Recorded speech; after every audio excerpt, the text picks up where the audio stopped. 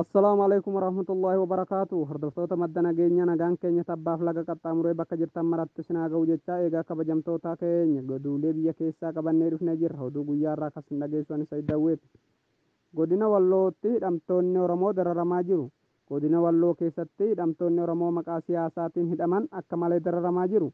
Namoonni hedduun aanaa baatee irraa qabamanii bulchiinsa magaalaa Kamseetti kan hidhamanii turan yoo ta'u, namoonni kun murtii takka malee mana hidhaatti dararamaa jiru. Namoonni kun maqaan isaanii muraasni kan nu ga'e Nuuree Adamee, Husseen Abduu Adamii fi namoota kaan dabalatee mana murtiitti yeroo torbaa olis dhiyaatanis murtii dhabanii rakkataa akka jiran maddeen keenya madda nageenyaatti himan. Akka maddeen keenya kun jedhutti kan himata sinirratti bane aanaa waan ta'eef nuti akka godinaatti waa siniif goonuu hin qabnu. Nu biraa himanni nuti sinirratti banne hin jiru. Aanaa keessantu himata sinirratti banaa jira jechuun ilmaan Oromoo kana murtii takka malee mana hidhaatti rakkisaa jiru kaabineen bilchiginnaa. Achuma aanaa baateetti osoo hidhattoonni naannoo Affaar qotee bulaa Oromoo rakkisaa kaan ajjeesaa kaan mana irraa gubaa jiru guyyaa kaleessaa raayyaan ittisa biyyaa duraanii kan dargii turan uummata gargaarsa siniif goona jedhanii erga walitti qabanii booda kunoo biyyi keenya weeraramtee jirti. Nuti humna keenya juuntaa irratti finnee jirra. Suudaanii fi Ijipti ammoo nu weeraruutti jiru. Kanaafuu gara daangaa deemtanii nu gargaaruu qabdu jechuun ummaticha akka dirqisiisaa oolan maddeen keenya madda nageenyaatti himan. Waan kana ta'eef adaraa sagalee nuuf ta'a jechuun uummanni dhaamsa dabarfatan. Ji'a tokkoon booda beellamni kennamee fi deebihanii jiran jechuun madda nageenyaatti himan.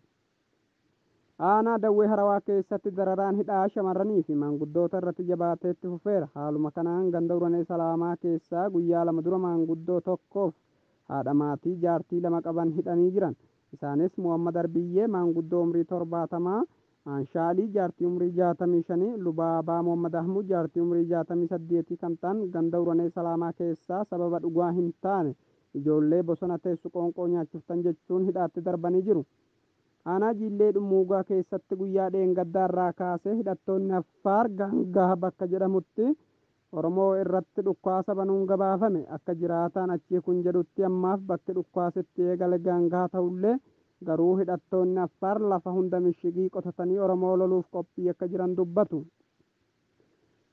Uummanni keenya yeroo ammaa kana akka of eeggatuuf akka wal quba qabaatu dhaamsis darbee jira. Oduu dabalataan gama aanaa baateetiinis lolli akka hin dhabamne gabaafamaa ture. Gamtaan Awurooppaa deeggarsa baajata Itoophiyaa kennuuf ture dhorke. Sababa lola naannoo Tigraayitti uumameen wal qabsiisee deeggarsa baajata Itoophiyaa godhuuf ture gamtaan Awurooppaa dhorkuu beeksise.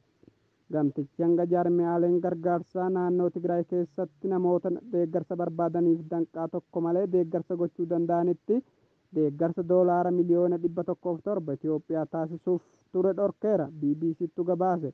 Oduun keenyarraa kanumaan nagaatti bula.